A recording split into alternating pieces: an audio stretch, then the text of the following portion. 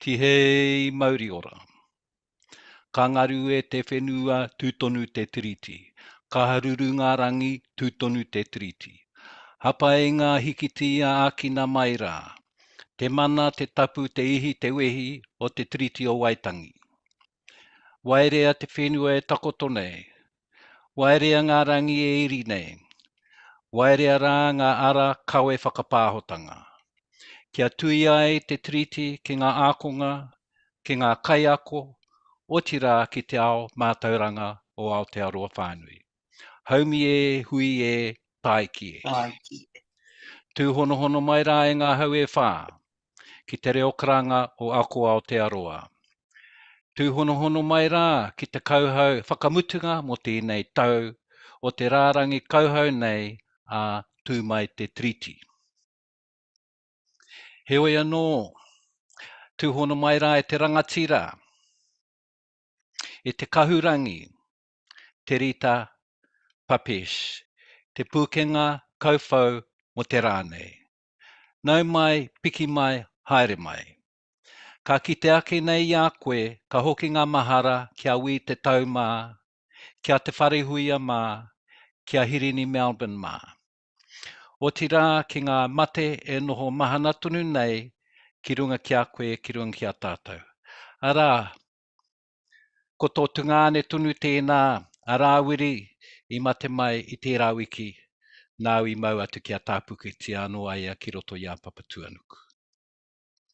Nā ko te rangatira nei hoki ko Bill Anderson tēnā tangata i mahi i roto i ngā kaupapa tiriti, i roto i ngā tau, a kariro atu nei i tērā rua wiki rā. Nā reira, ngā mate o ngā hau e whā, ko whetū rangitia, huatu rā kia pohutukawa. Tāngata ki te whenua, ngaro noa, tātai tāngata ki te rangi, tātai whetū ki te rangi, mautonu. I will now get Catherine to play the recording of the full version of our Waiata Te Tiriti o Waitangi, which I've been progressively delivering to you over the last 4 seminars. And today you will hear the full version. I pre-recorded it yesterday in order for me not to make any mistakes, because when we sing these things, as you know, we can't whati. So, of course, it's part of this wish we sing the national anthem, and in my view, there could well be a time when we're all standing up every morning in our classrooms and singing, chanting the kupu of the Tiriti o Waitangi. So these are the actual ture, 3 ture, as per the treaty. I've put this rangi, I've worked on this rangi for many years. I'm singing it as a solo, ideally it's sung as a group. But here we go. Over to you, Catherine, and after that I'll come back and introduce Dr. Te Rita Papesch properly. Ko te tiriti o Waitangi. Ko wiki toria te kuini o ingarani. E me atu ana ki ngā rangatira o te waka minenga o ngā hapu o nutirani. Me e rā rangatira tū, e nei ture ka kōrero tia nei.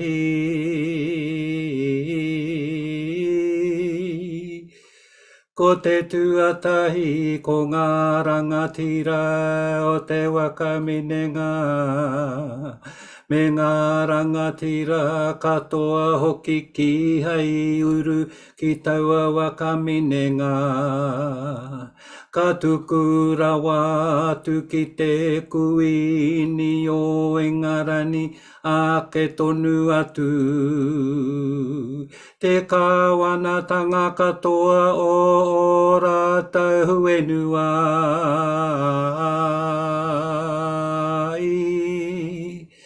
Ko te tuarua, ko te kuini o ingarani, ka wakarite, ka wakae.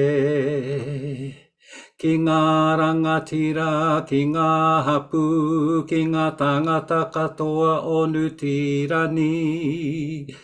Te tino rangatira tanga o rātau whenua, o rātau kāinga, me o rātau tau runga katoa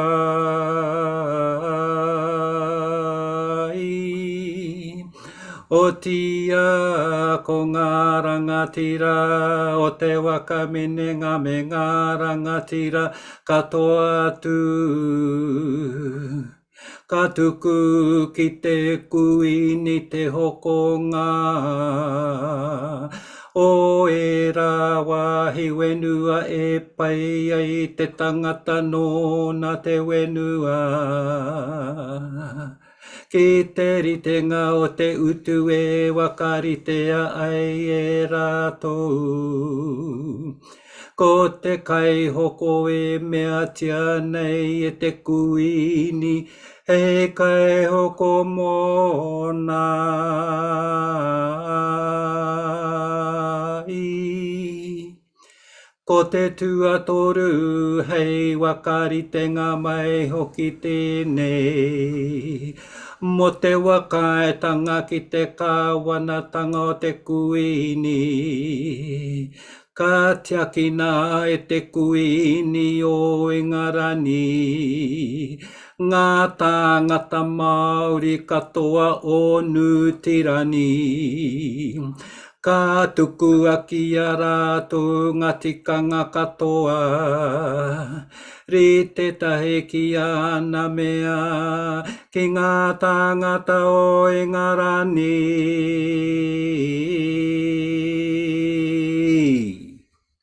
Nā reira, tēnā koutou katoa. That's my rendition. I will now speak. I'll welcome you in English, Te Rita, to this session today. So a big welcome to you, to Dr. Te Rita Papesch, and with your talk entitled He Waka Hiringa, a response to the treaty in the tertiary space. But before you start, let me tell all the participants a little bit about you. So you have a performing arts or a toy background. You trained as a classical singer at about the age of 10, and you attended the Conservatorium of Music at the University of Auckland. At the Waikato University, you sang and recorded with Dr. Hiringa Melbourne. You performed on the regional and national competitive stage of kapahaka from 1972 to 1994 within Waikato. You've judged kapahaka regionally and nationally. You've led, tutored and composed for your own kapahaka for Te Whare Wānanga o Waikato for nearly 26 years. And you're the first winner of the Kaitātaki Wahine Prize, the Women Leadership Prize for Matatini in 1979 and again in 1981. So those are major achievements. And you are the matriarch of your hapu haka team, Te Haona Kaha. So that's your performing arts side. And so I hope I've sung the rendition of the Te Tiriti or Waitangi has been to your, that you've given a seal of approval, but I won't ask you for comment in case it's not. And going to your academic biography, so your area, of course, are Waikato-Maniapoto, Te Arawa and Ngāti Porou. Your educational qualifications, you've got a BA through Waikato, Be Māori, MA through Waikato, and your PhD through the Canterbury University in Theatre and Film Studies, specialising in kapahaka.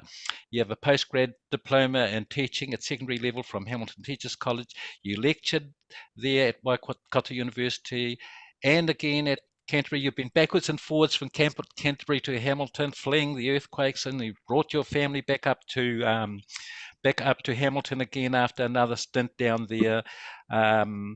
And so here you are back in, so you must have worked for just about all the range of tertiary institutions in Waikato, from the university to the polytechnic through to I suppose probably Ātarangi as well. So good on you. And so here we are. You're now at the Tuananga or Aotearoa. They have enticed you to come back. You're teaching in a 0.5 role in the Masters of Applied Indigenous Knowledge, He Waka Hiringa, and where you still teach today. So that's why we have you here today. You've published extensively on Māori language acquisition, karanga, kapahaka, and Māori leadership. So you've got all these strings to your bow. Not a bow and arrow, but the other bow like this. And so I've already briefed you of what we will do from now. I'm going to hand the time over to you shortly. And so you won't be using a PowerPoint, and I say good on you for just talking from the heart and shooting from the hip, if you like. and you will talk through to about 1 o'clock. We welcome questions, please. So please send your questions through to us. Either Q&A function would be the best way, otherwise through the chat, but Q&A, and people are viewing through YouTube, you could still send your questions through and we will gather them. But do send us some questions so that we're not left sort of hanging at the end when it comes to 1 o'clock when Te Rita's quartered or to us finishes. So Te Rita, welcome with your lovely bright top on, which matches our colour scheme in the background. It blends really well. And so this is your toy as well as your academic background coming to the fore. So over and out for the stage. Kaiako te wā e te rangatira, tēnā koe, nau mai, piki mai, haere mai. Tēnā koe tau, ōtira tēnā koutou hoki ki tō tīma, nā rātou koe i āwhina ki te whakarite i tēnei wāhanga māku hei kōrero ki ngā taringa whakarongo. Nā reira koutou e noho mai nā ki o koutou wāhi mahi, ki o koutou kāinga, e whakarongo mai nei, tēnā koutou, tēnā koutou, tēnā tātou katoa. As Joseph said, I'm Waikato-Maniapoto, Ngāti Porou Te Arawa by affiliation to those many iwis, but born and bred and raised in the Kingitanga. So a lot of my thought patterns and word productions come from that space. Born and bred at the base of my mountain. My mother finished her helping my father pick up the cream cans, got home, no time to get into Te Mutu to have me at hospital, so I was born on the floor at home, as my tuakana Hopai reminds me. So hopefully I've gone somewhere beyond being on the floor and have managed to gain some insight into some understandings of how we educate ourselves and using the tools around us to further that education. So I did this, my boss and I were talking, and that's Dr. Hohepa Tamahana, and he said, I think you need to go and talk in this forum about He Waka Hiringa. And noting that your kaupapa is Tū Mai Te Tiriti, it kind of fits in very well with our kaupapa for our Masters of Applied Indigenous Knowledge, where we not only have people who identify themselves as Indigenous, iwi take, but we also have non-Indigenous people. Well, they think they aren't Indigenous, but some of our job in the process of developing their academic learning is actually to discover, do they have an Indigenous side?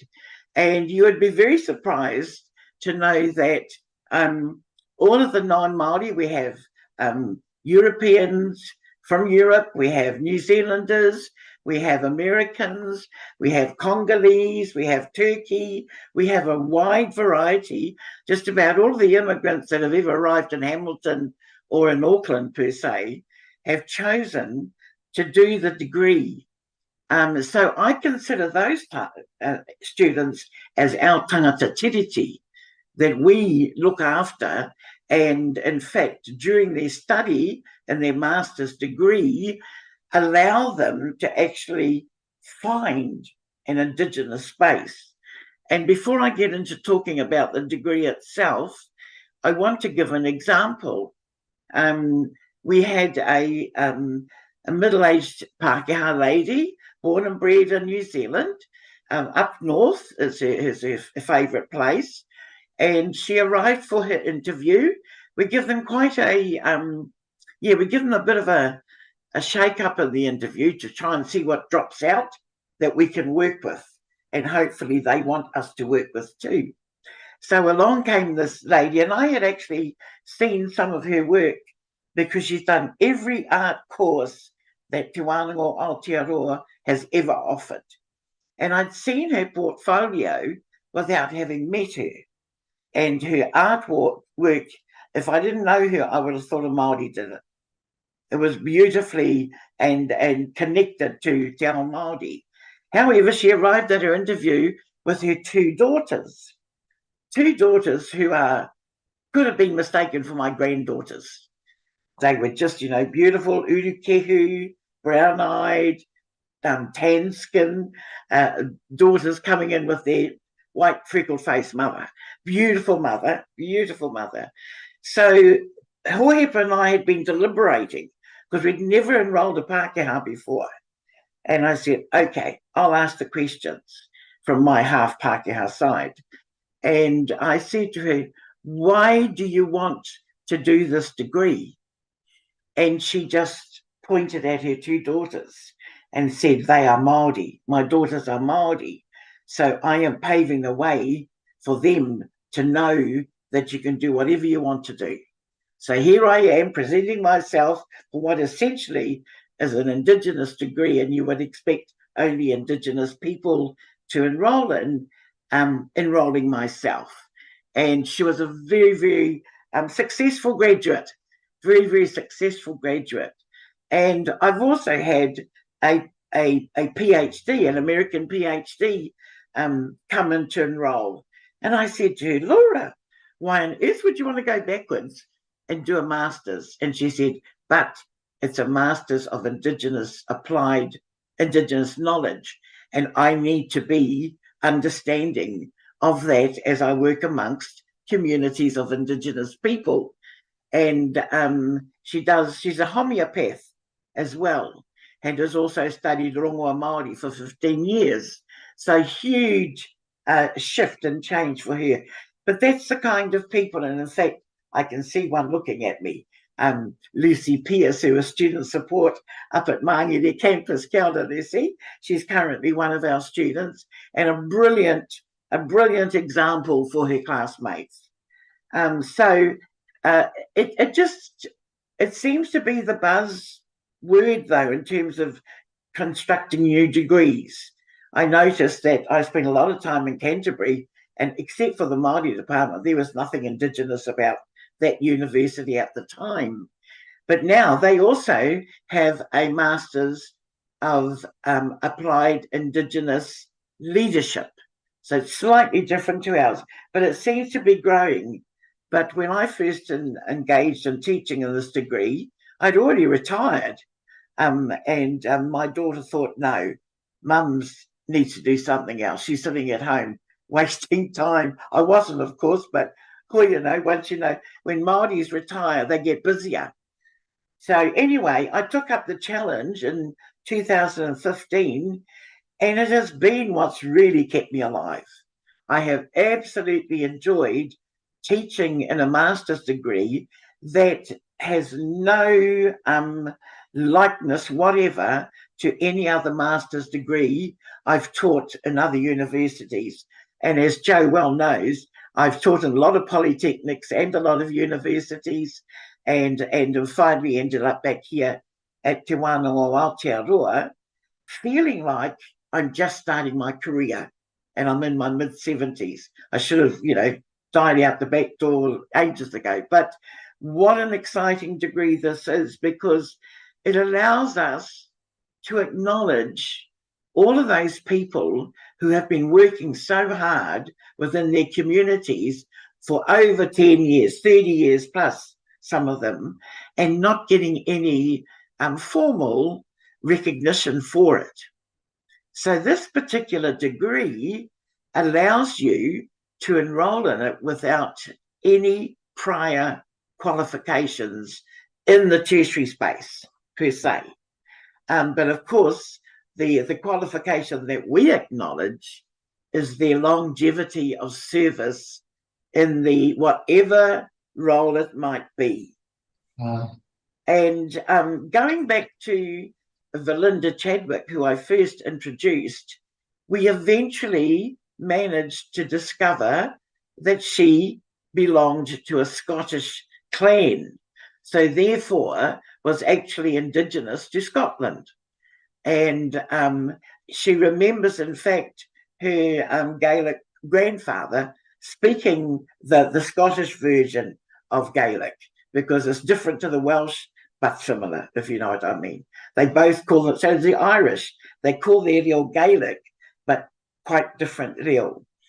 And so, yes, she walked out of there feeling, even though her indigeneity is born and grown in Scotland, when she finished her degree, she felt, I am Indigenous because I can place myself on the land that was conquested and taken from me, etc., etc. So we actually get our students in their first year to do a study on indigeneity.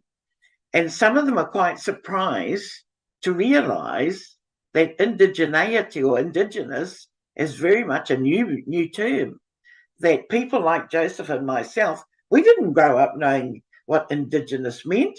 It was never talked about. The word really hadn't been coined. But as iwi taketake around the world educate themselves and graduate themselves from some of the highest achieving universities and polytechs and technical institutes in the world, people are starting to listen, and people are starting to get tough enough to put their tono to the United Nations or wherever in terms of an overall universal, able to meet a universal need, are getting very much involved in this space. So I'm happy to be able to say that I really believe that He Waka Hiringa talks to the treaty in the tertiary space in its own way.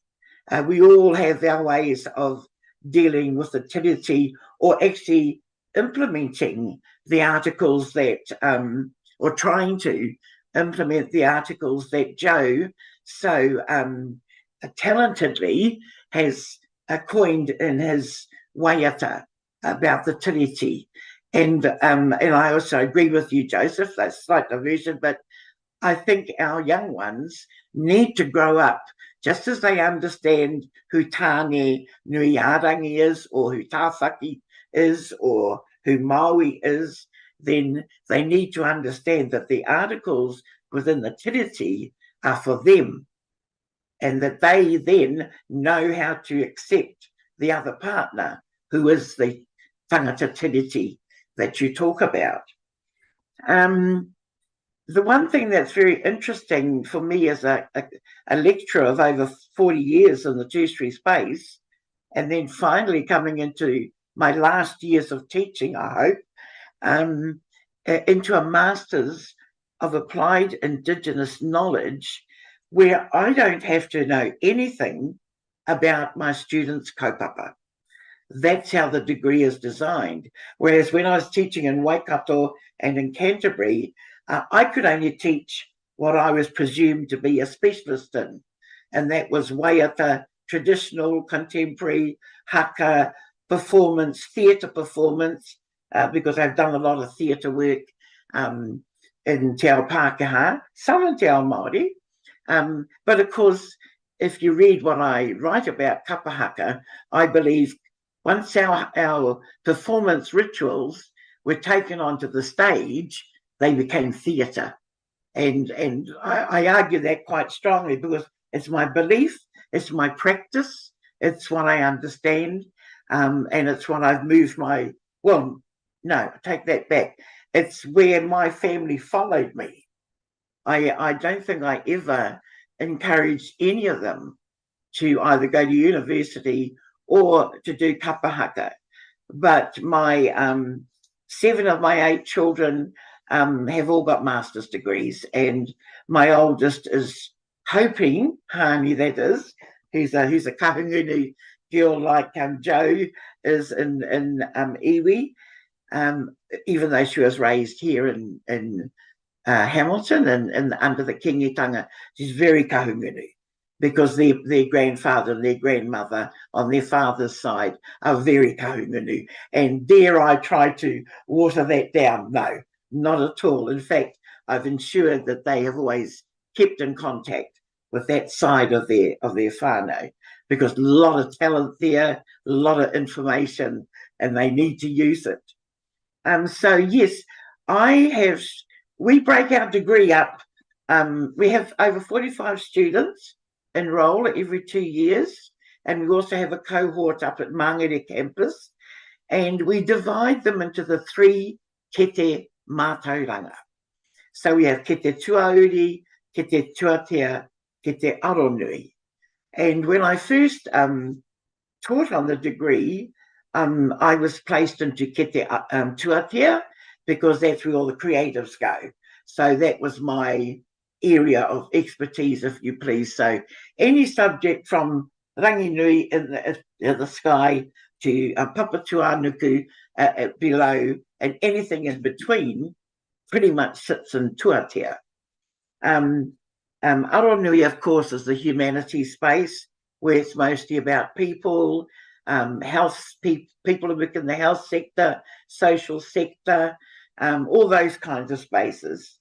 And then, of course, we have aronui, we have tuauri, which I like to label as the kete that delivers beyond the obvious, because that opens it up. There's all sorts of things goes on in the tuauri space. So that's how we do it. And I have students, I started off in tuatea, but I've had to move into tuauri because that's where we deal with the students who are looking at wairua stuff.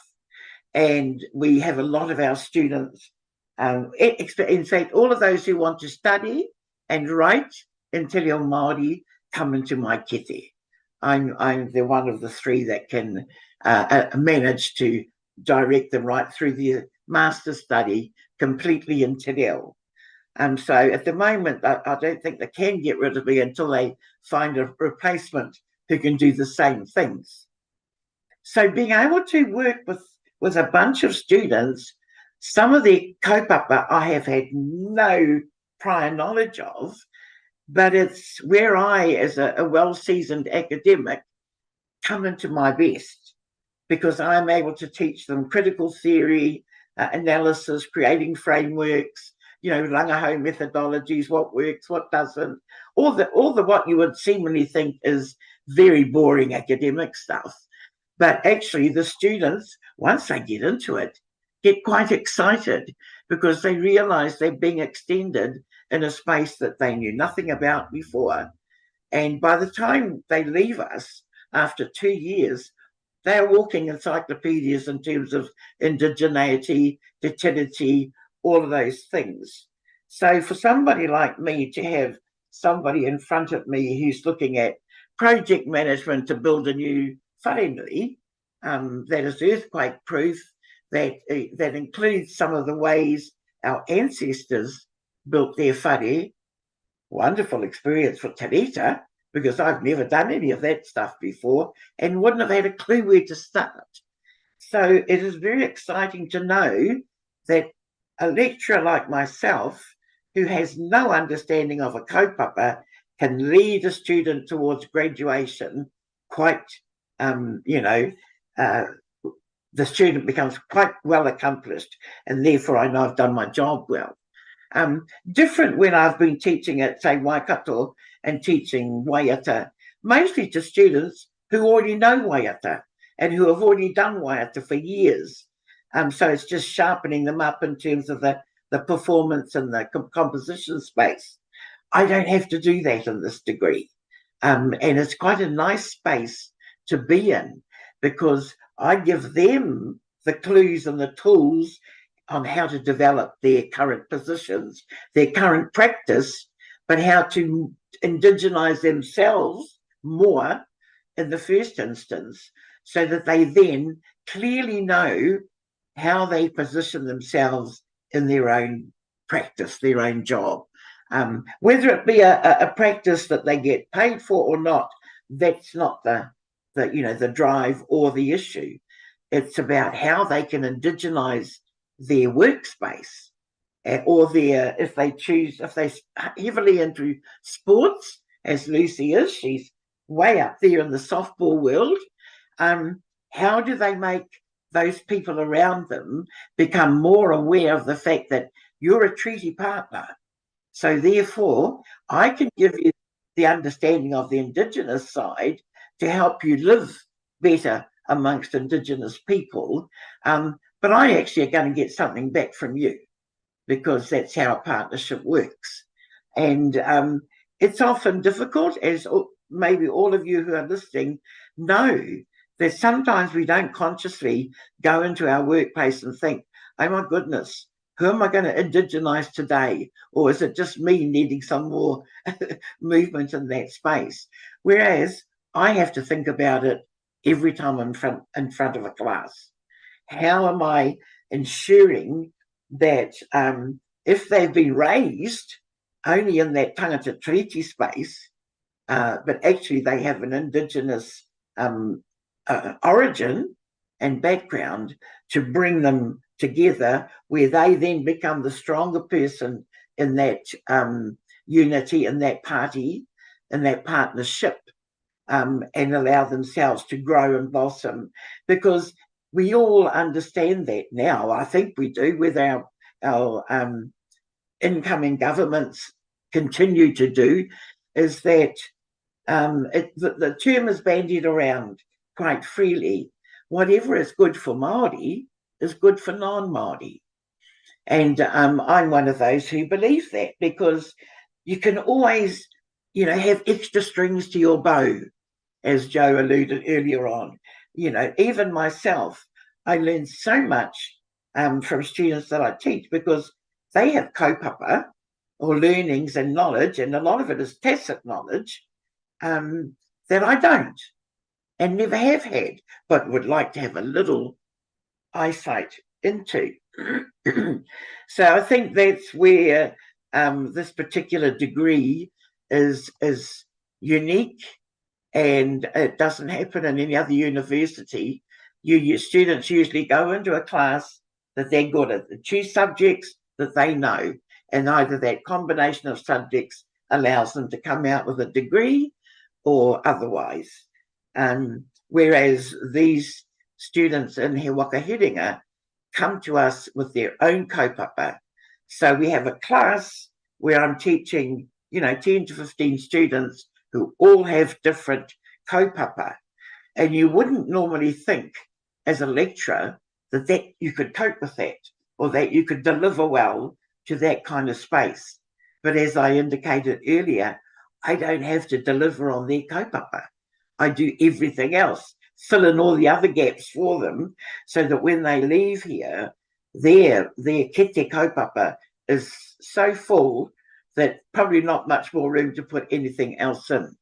And also that internally they grow this internal strength that allows them to talk much more easier on a par with their treaty partner, especially in the tertiary space. And I don't know if any of you listening have been watching Waikato University in the last couple of years, where when I was teaching at Waikato, it was when the student populations right across the country were very large. So at my time in the Māori department, we had over 28 academics. We were one of the biggest departments in the whole of the university. We started a degree at that time called Te Tohu Paitahi, where all the students do a concentrated year of real study. So they do 6 to 8 papers in Te Reo, and then they go out and choose what actual degrees they are going to work in, having already done this major in Te Reo. So, that was flourishing then.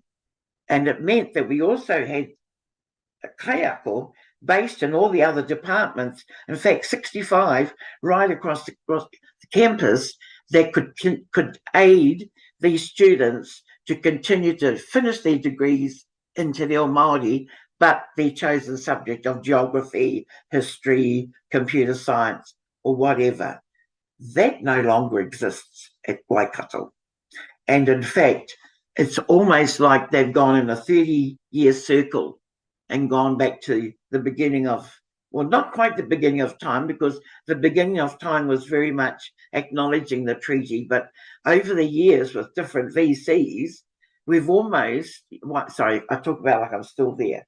Waikato has almost wiped out any acknowledgement to the treaty. And that is scary, because we do have a Pro Vice Chancellor Māori, and at the time that we were noticing things being taken out of the documents in the Constitution relating to Te Tiriti, it was alarm. It started to ring alarm bells. And of course, quite recently, there's been heavy accusations of racism within the institution that caused some of our major staff members to stand up to it, knowing full well that they would have to resign. And they did. They left very, very good jobs. Both were, well, one was a professor, and the other one was an associate professor, and put their mouth where their money was, really, because Te Tiriti in some of the tertiary spaces is not being acknowledged. And you guys kind of holding, I would say, a bit of a guardianship in that space. I don't know whether you were aware of how some of these things can happen overnight, even though we know that those are the discussions going on right at this moment in our new government. That's probably one of the sticky points, I would imagine, that our three parties trying to get together cannot agree on. And you would think after, 160 years of treaty or something, that it would have been well cemented within any document that guides us how we live in New Zealand. But unfortunately, that's not the case. However, getting back to He Waka Hiringa, it's a degree that is 50% writing, an exegesis, we call it, because it's not as huge as a thesis. And then they also have 50% on producing a project that they gift back, a taonga out of that project that they gift back to a selected community. So they are not only helping themselves grow their own knowledge, but they are also giving something concrete back to the community they have grown up in, they have worked in, they've expended lots of sweat and tears in, and that keeps them well connected with that community, and often opens a doorway for them to go back in there and grow that community again in whichever direction it chooses to go. And I'm really proud that we can do that kind of thing. As I said, our degree is divided into 3 kete Mātauranga, and we describe the students that enroll in the kete tuauiri as always, we have a box analogy, and the box for the te kete tuauiri is the students in that kete don't want to stay in the box. They keep wanting to fly out and go all over the place. And our job is to pull them back on the track. And then, of course, we get the aranui ones who come to us. They're in their box quite comfortably. They don't want to be moved out of their box, and they don't want to create a new box. I've studied for 20 years as a counsellor via the West End process, and I'm a little bit scared to come out of this box. So, the Kaiako that have to work with aranui have to really guide them in terms of, no, you got to break that box down and build your own one, build a new one. And then, of course, we get our tuatoru lot who are trying to break the box as soon as they get hold of it and design a new one. And of course, you're not going to get one constant design, are you, from creators? You're going to get a whole variety of designs. Well, as a lecturer, you don't want that. So again, you're guiding them to create the box, to create the space where they can develop themselves as they need to to be the best practitioner they can be in their space of work. And especially with this particular degree, we are now moving to develop a PhD finally for Te Wānanga o Aotearoa. And it's more than likely, and we have started the process, that it will just be an extension of this particular master's, because no other institute teaches a master's like we do. And having worked in half a dozen of them, I can say that, you know, with heart on hand. And therefore, we also are hoping we can create a space at the PhD level that is not offered anywhere else. So students have a choice as to where they want to go. But we've already had the indication from prior graduates that they are just hanging out and waiting for the PhD to be developed in Te Wānanga o Aotearoa. And they have said to us that it's because of the whanaungatanga, the way we allow them to work our whānau nei. And that has contributed a lot to their success, they say. And we have had graduates go on to Awanui Ārangi, but as often as they can, they come and sit back in our space to study because they can come together. And they said they didn't realise that going to another institution that was Māori, per se, would be so different to what the spaces that they've just walked out of in Te Wānanga o Aotearoa. We didn't know it would be that different. We thought it was a good guide, a good pathway for them. But some of them have really struggled because the actual construct of the institution can be likened to a number of other universities, especially New Zealand or overseas universities.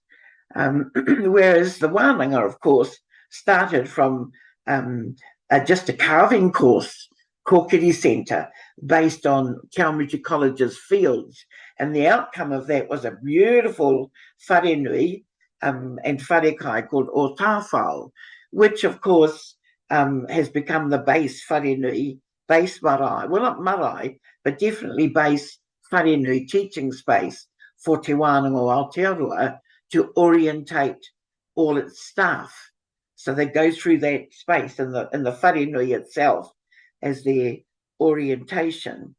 So yes, so from a carving school to completing the marae, Mac Bell was one of the major carvers who comes from Pirongia and is related to me on his Ormsby side.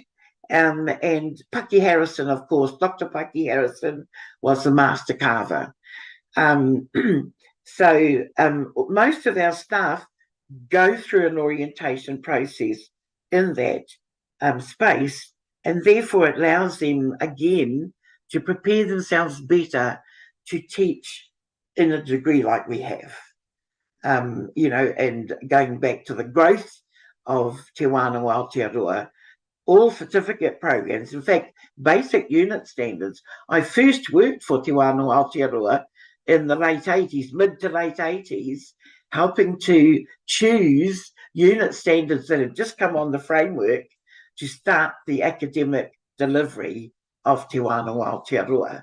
And I was just seconded for a while. Then I went back to Waikato. But of course, that wheke, and it is a blimmin' wheke, because it's got, you know, campuses right across the country, has grown extremely fast. And the demand, once students across the country had completed certificate level training, the demand was for something higher. Yes, so we tried diplomas here, there, and everywhere, and degrees, and they were all successful to a certain extent. I don't think those areas have blossomed as well as the original certificates that are still run today and still have the greatest number of students up to our master's degree. We have a postgraduate supervision program, mostly for counsellors and social workers, but we get a lot of other people doing that diploma while they're waiting to get into Te Waka Hiringa. Since it was first offered in 2013, we've never had to market the degree. We get more students applying than we can cope with. And so for when they're trying to get into Hamilton, we say, well, next year, there's a cohort starting up in Mangere. If you live anywhere close there, go and see that one. So I think that kind of speaks to the offerings that the degree has, that we have never had to market the degree. It's marketed, but it's marketed at the end of the year, and most other universities they start marketing August, September, because enrollments close about that time. So we're very lucky that the course has spoken for itself. The graduates have been brilliant preachers of the word, if you like, and we have already had a number of students complete their doctorates, but not with us. So hopefully we get our qualification, and that becomes an extension of what are the offerings. And I noticed that I just had a question come up on the chat, and I think it was about really how. Sorry, it's one of your questions, Rebecca. Do I have any thoughts around what could or should we do as a tertiary sector, or even Ako Aotearoa, in your role to try to halt any progress in the sector around responding to tiriti aspirations, given, as I pointed out, some of those negotiating for power to reject the tiriti outright. I don't know what your thought is on that, but it would be interesting, Joe, if somebody did elaborate, because we are starting to experience that, and we are. It's a little scary. It's a little scary, especially when we don't know what our new government is going to produce for us yet, or what their policies really are in that space.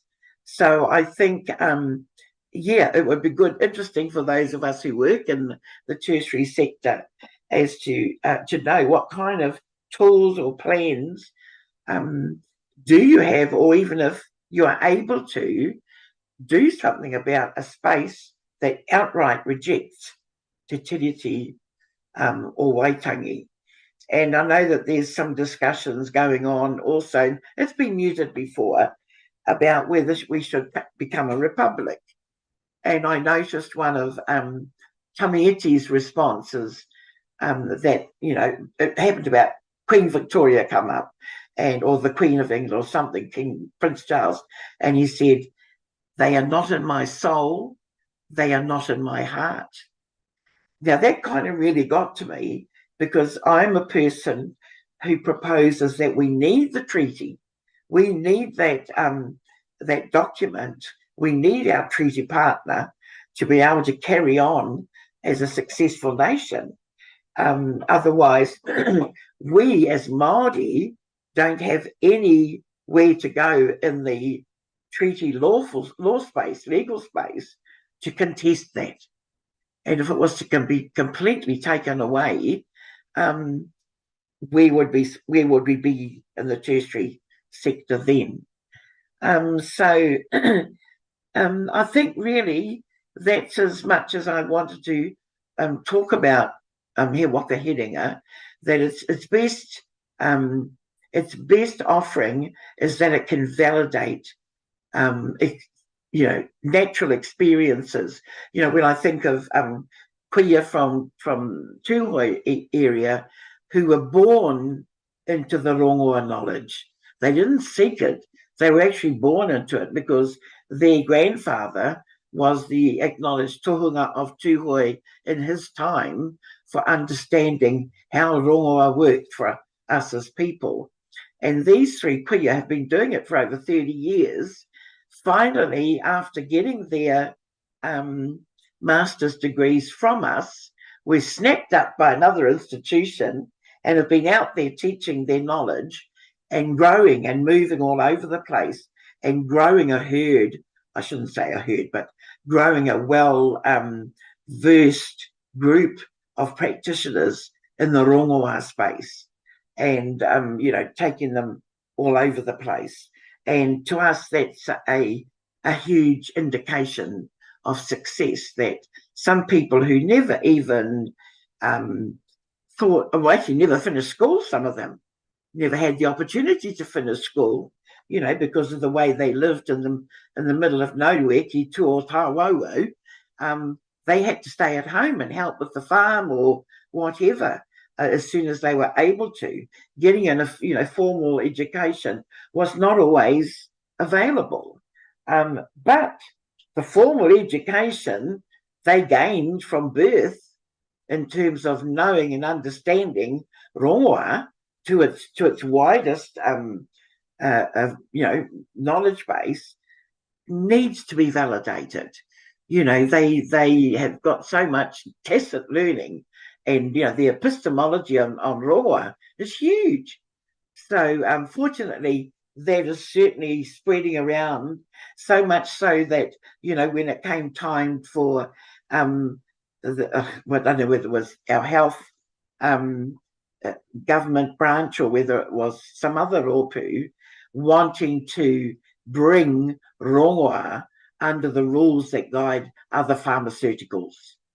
And fortunately, they have a strong enough base in their own group they were able to deny that happening and stop that happening, because I don't think that's a safe space for their kaupapa, that it sits under pharmaceuticals.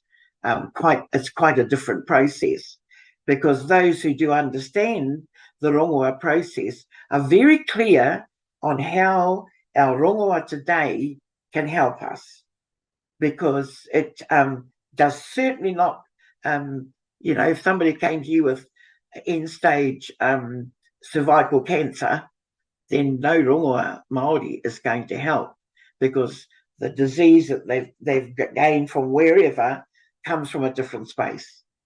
It didn't come from our rongoā world. So, they're quite clear on what works and what doesn't work, or will never work, because it wasn't designed for that important disease. So I learned all these sorts of things.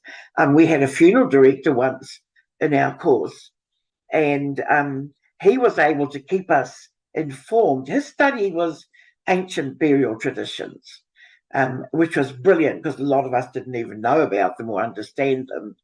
But he also keeps up to date with modern burial or disposal of kiko, of bodies. And resumation was a process that he described to us that has finally arrived in New Zealand. It's not well known, but it is here already. But when he was on the course, it was still only offered in America. And it's where water is used to break down the flesh and only the bones remain. It takes a good, I think he said about 5 to 7 hours for it to happen, but you end up with your bones. Now, for Māori or te ao kohatu, that's a real natural thing and doesn't hurt the head or the heart. That's what they would do quite often, because we have the evidence left behind of our little waka tū pāpaku. And we used to think, crikey, did only babies die in the old age? No, of course not. Those waka tū pāpaku were for bones. And I was speaking to him recently. I wanted to ask a question about whether embalming was legal in New Zealand. Did we have to do it? And he said, no. The only thing you have to do is present a certified death certificate. Everything else you can do yourself, if you have the means. But now there's another kind of way of disposing. And I suppose this is all to do about our world changing, our climate change, a losing of land. How do we stop using the colonial way of disposing of our deceased and get back to ways that are more, climate friendly? And so he told me there's a new process that hasn't hit New Zealand yet, where they use sound waves. So the sound waves, again, break down the flesh, and it's much quicker than resumation. It's much quicker than the water process. And of course, it's all about saving land space. And we discuss these kinds of things. And it's quite interesting hearing what the students come up with as alternatives. And I think to get our hearts and minds and souls ready for alternative ways of disposal at death can only be better for the earth, for our whole planet.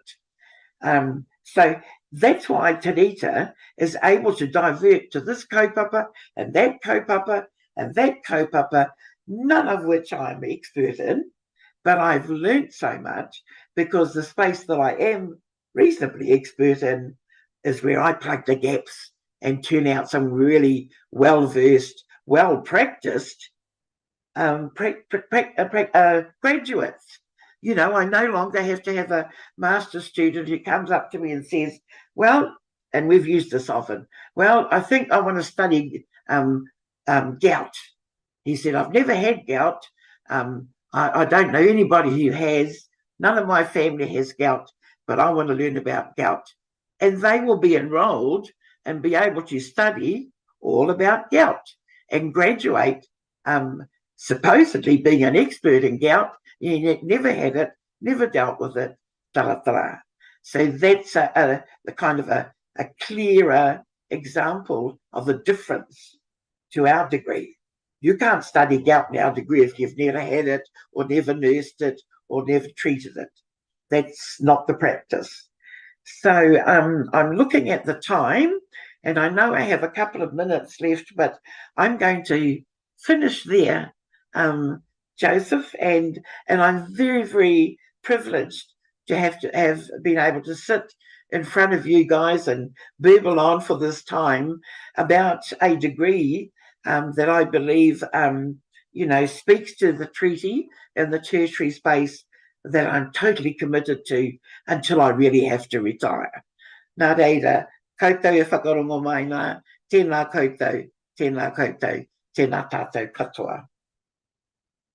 Nā reira kanui te mihi atu ki a koe mo i nā Mātauranga, ko whakapuakina mai nā e koe e te whaia, e te tuahine, ki te whakaminenga e whakarongo mai nei, mātakitaki mai nei, te rangi nei. So thank you very much for being available to speak with us today. And I'm just reminding people out there that Ako Aotearoa is now part of a consortium. And the consortium is made up of Te Wānanga o Aotearoa, Te Pūkenga, and Massey University.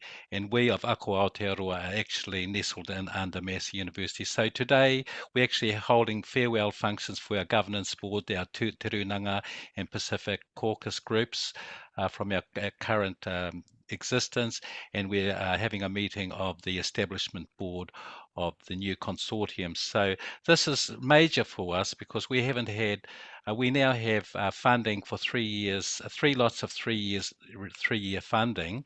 So 9 years funding has been committed to us, whereas we've existed prior to this on 1 to 2 year funding from the TEC. So that's great. So we're now, the wonderful thing about this is now we have access to the thousands of Te Wānanga o Aotearoa, Te Pūkenga staff and people across the tertiary sector. And so this must certainly be a plus for us. So we just need to go through the teething pains, I guess, of 3 major organisations coming together. But so that's been a fabulous kōrero today. One of the things, I've been writing notes furiously, so I'll just try and have, in case people didn't ask any questions.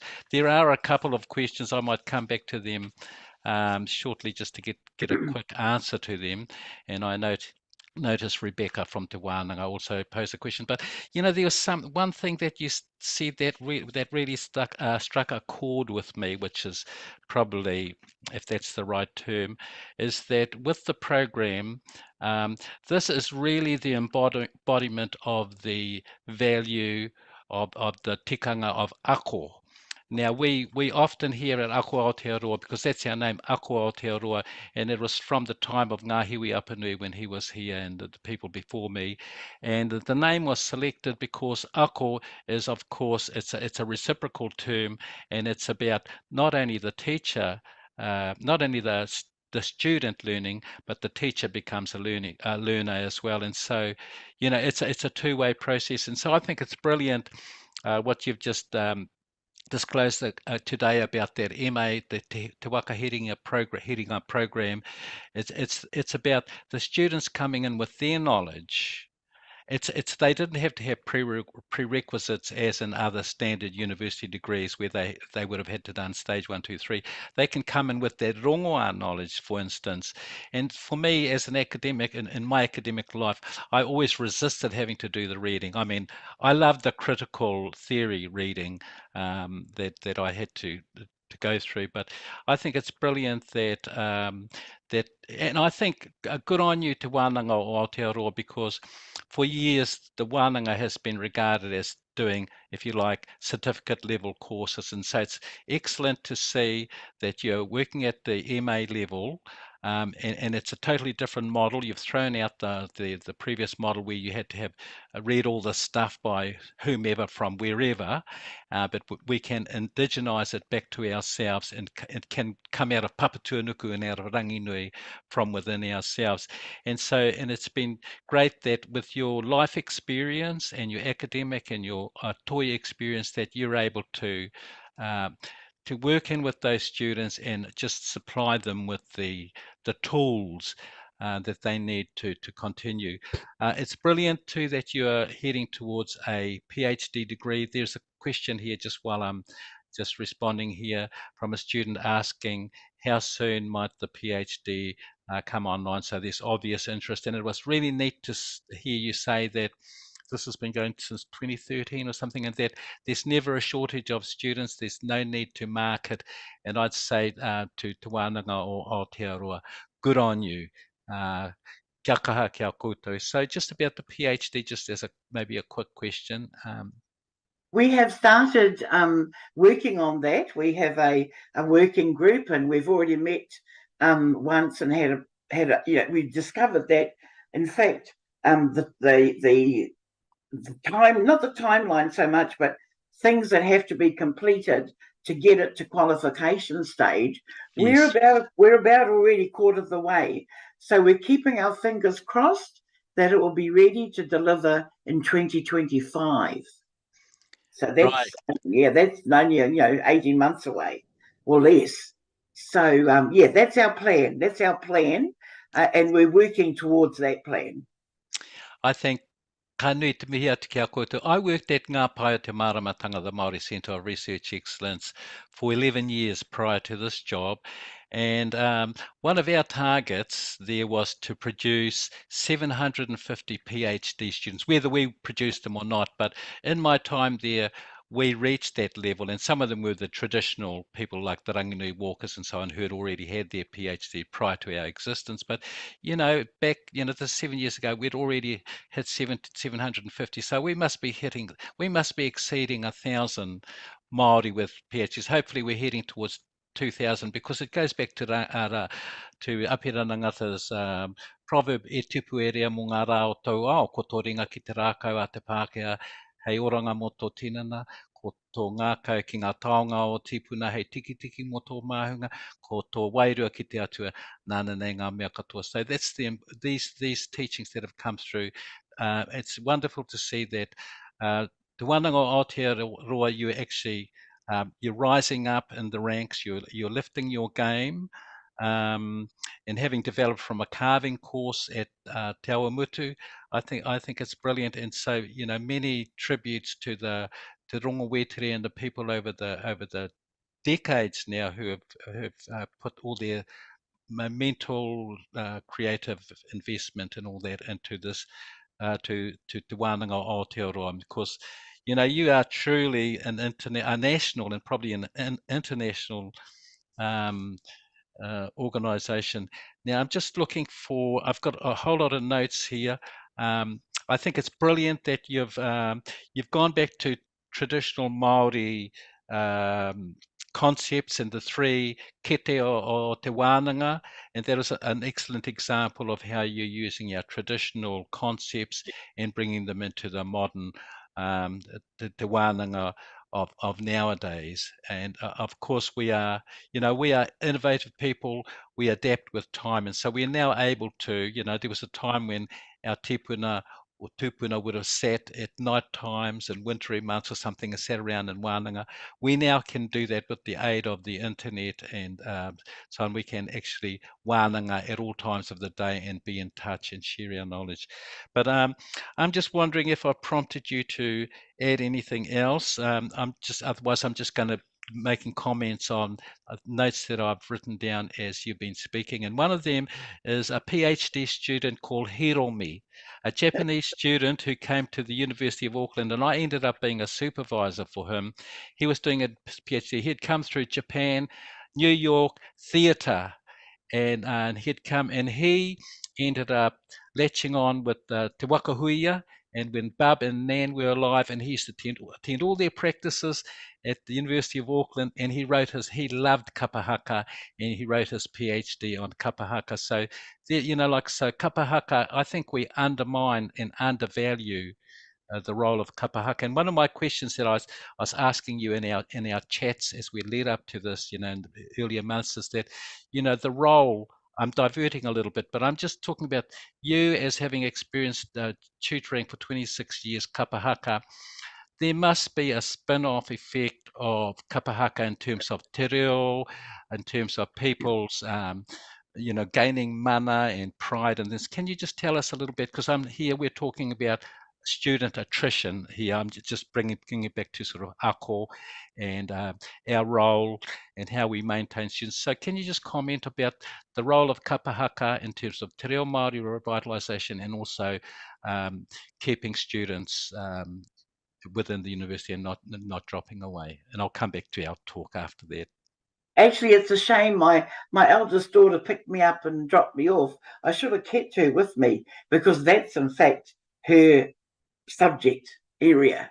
Hoi anō, I can remember when we first started the kapa up, I didn't have a reo. I was just learning myself. However, I was in formal learning classes, but it was actually our time in kapahaka that stimulates the hearing and then the knowledge, because Timoti, Sir Dr. Timoti Kāretu, never spoke English unless to call us monoglots. And, people only understand one language. The whole time, in all those years, in all our training, he never spoke English. Now, we have a number of people who graduated from Waikato via our kapahaka, who came out with a speaking language without formally learning. So, and that's what my daughter is trying to prove in her thesis. And we have a whole tribe of them that I could tell you where they are, and the majority of them are teaching in the medium of the language, but when they first joined the kapahaka, did not understand a word, and neither did I. I had a bit of, basic moi, kai, mimi, kui. I didn't understand the difference between tēnā koe and tēnā kōrua, not in a fit. So, yeah, I'm certainly an example of how one can gain a reo and develop it, simply being in a performance group.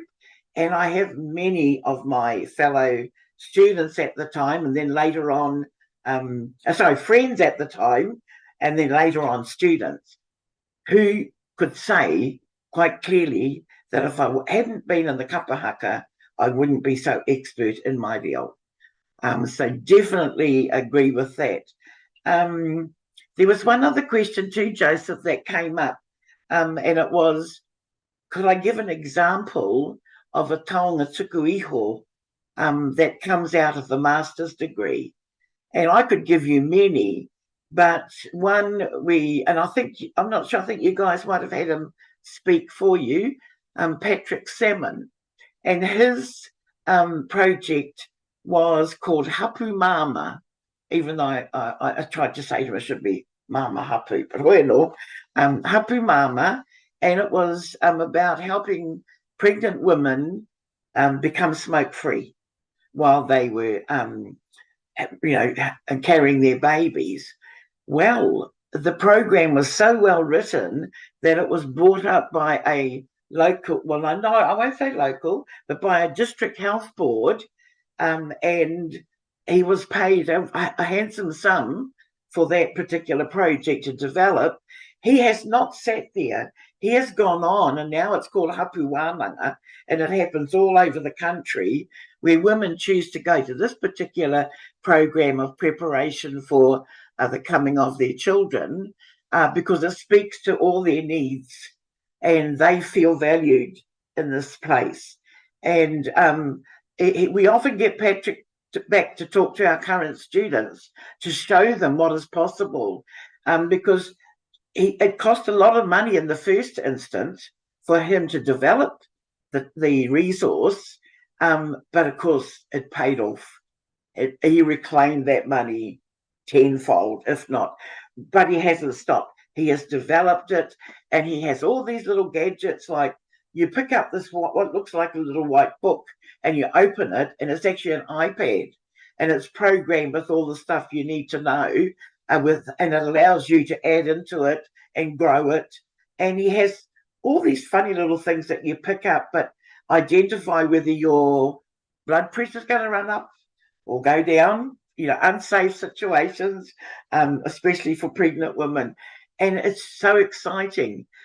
We had another guy, Haki Williams, a well-known artist, who actually designed and built Pukawa Marae, where back in the day our tūpuna got together to decide who was going to be the king of the movement at the time. So a very important place. He designed and built the wharenui and the wharekai, but for his project, and it was a subject area that was almost dying in Tū Wharetoa, about atua wahine, no Tū Wharetoa ake. And so he painted these 6 lifestyle paintings of each atua wahine from Tū Wharetoa to decorate the wharekai walls. So he knew in his mind that eventually this was going to happen. So joining the degree gave him the impetus to do it now. And I mean, that's a huge project. We don't expect 5 life-size, paintings of atua wahine to come out of every student. I mean, a project that that big is as important as the life size. So there's such a variety. I've had program curriculum documents written as a taonga tuku iho and given back to the community that needed it for their whatever they were delivering. So it's endless. The variety is endless, but always useful. Always useful. And as they say with university study at MA and PhD level, it's all about new knowledge. And so, we read in the books, but we don't know what's in the minds of those queer, those nannies who grew up with runga. That's not in the books, and so they're bringing new knowledge and bringing it, exposing it to the world.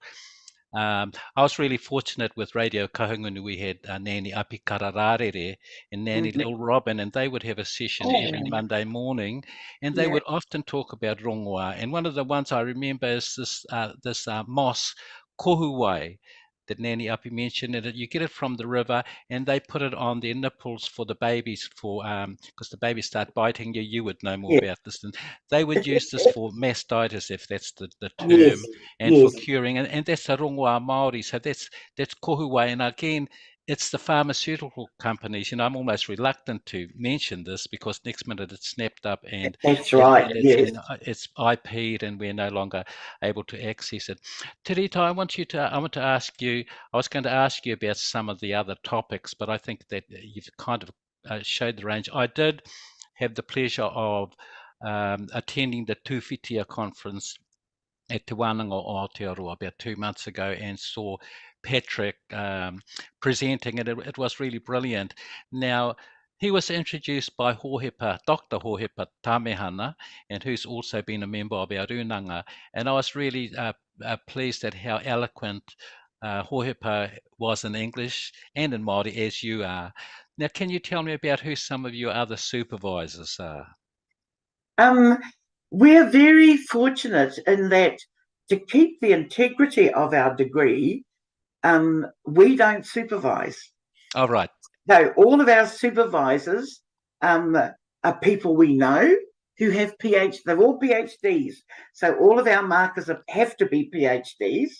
And we have a huge list of people who have stuck their hands up because we give them a orientation day where we show both. We have a tuakana who's our supervisor for the written stuff, but we also have an IMP, which is called an Indigenous Master Practitioner, who knows the subject area that the student is working in.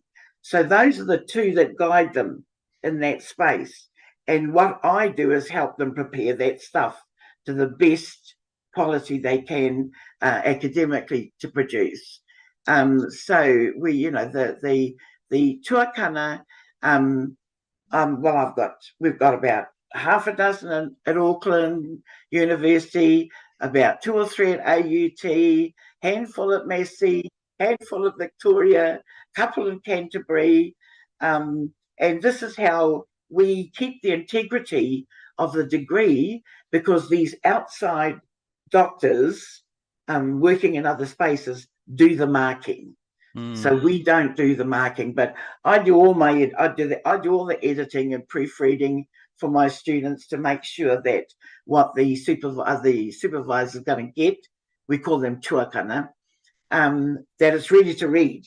But we also introduce them to each other at the end of this year so that they can follow each other, and we send them chapter by chapter so that they have read it, made comments back to allow the student to make changes if they required to. And that means that by the end of the year, when it comes to marking the exegesis, the supervisor actually knows what's in the whole document. Yeah. And it's really just a final read to see how it reads, see what, people are going to gain from it. And we find that really the students find it beneficial because they know what their marker is thinking all the way through the year. And but I remember one of the first orientations that one of my nephews, who's associate professor of computer science at Waikato, and he'd put his hand up when I asked him, "Yep, Auntie, I'm happy to help," thinking, no remuneration or anything, just want to help. And he started in 2015, and every year he puts his hand back up because it takes him outside of his own job and lets him be share the experience of a different degree. And again, one year I gave him a student that was studying taonga puoro. Well, lucky Te Taka did the very first taonga puoro class that Hiringa ever offered because he was still a student then.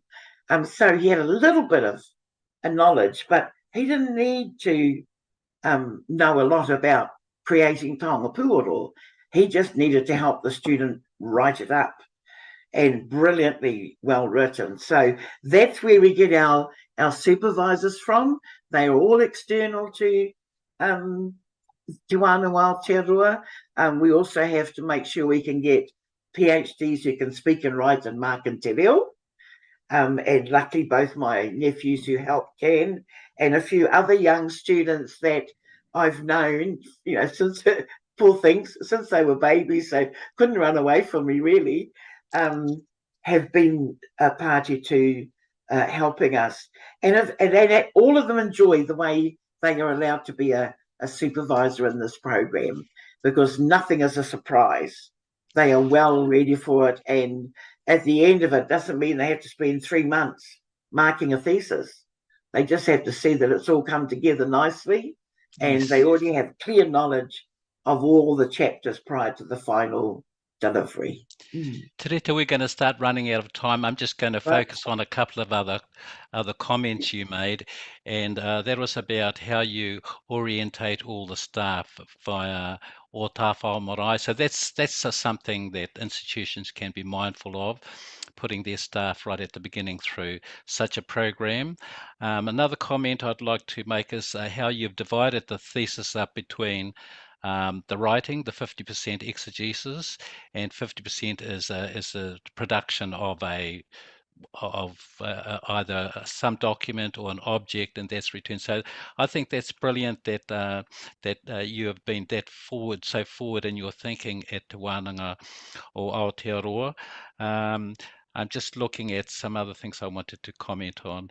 You also said that I loved you saying this. I don't know if we can actually say that we are in this guardianship role, but you said that Ako Aotearoa are in a guardian type role for Te Tiriti. We are perhaps by accident, but we deliberately have set up Tiriti workshops over the last 3 years, and we have Tiriti for Māori, Tiriti for non-Māori, we have Tiriti for managers, Tiriti and equity, Tiriti and racism. So that's our effort in terms of making staff. We've had hundreds and hundreds of staff go through these workshops, and so that's part of our effort, and also singing the composition of the conversion of the text, the real text of the treaty into sung form. I think that's the way, I'm looking at the politics, and it's really kind of uncanny how what's happening in the beehive at this very moment, and where they could be doing away with, I'm thinking back to Rodney Hyde and how he kind of struck the treaty out of legislation, and I'm just fearing that this will happen here. But let us all start singing the treaty o Waitangi, the kupuā in there. We talk about it, but I don't really know if people really are mindful of the actual kupu. So I'm just sort of making some comments. And Sykes spoke about the Education and Training Act and how the words honouring the Treaty o Waitangi are actually in there, and she was saying that's for the first time she had seen that wording, honouring Te Treaty, within a piece of legislation. So that's that. I'm just quickly looking over the rest of it. So I won't get into the political argument. We'll just let that play out, but we just need to carry on. And I think the more people who become informed about Te Tiriti o Waitangi in this country, the better. Because, there's been, I don't need to carry on about that. But I will kind of start wrapping up. I'm going to just before we do, I'm going to just refer back to how we had Annette Sykes on behalf of the University of Auckland, Rosa Hibbard-Schooner for Te Mana Ākonga, the Māori Students National Body. She spoke in the second seminar. Porou Munson, Janine Kappa and Warwick Pitts spoke on behalf of the other of our consortium partners. Te Pukenga, Robbie Paul and Ben Gaia spoke on behalf of the Work Development Council's Ohumahi, and that's all part of the vocational space. And so we've come around full circle back to this. So it's fitting that you, Te Rita, round off. You're the last one in the series. You have to send me your address because I'm going to send you a book.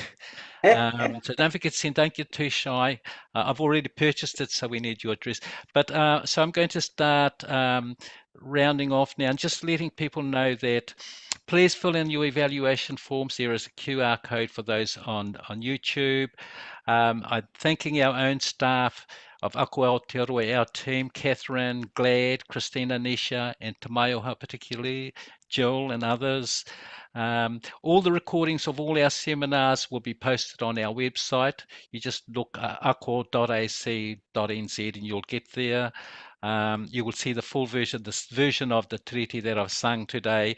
Maybe I need to get together with a group and then have another rendition with it as a group so we can go straight through and I'm not running out of breath. Otherwise, I'm going to give you the last chance to just wrap up, Te Rita, and then I'll just close us off with a karakia. Kaiako e te wā. But thank you very much.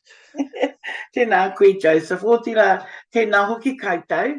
Ko tuku Q&A mai, ko tuku chat mai, ko noho ki reira mo te haora nuku atu, whakarongo mai ki au e pahu ana mo tēnei kaupapa. I'm really grateful that I was asked to present for Ako Aotearoa.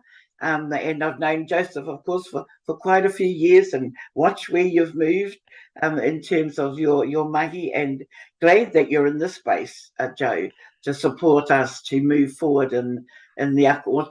This kind of, I think of protecting the Ako space, but also glad that some of our current tauira have tuned in to support me in this space.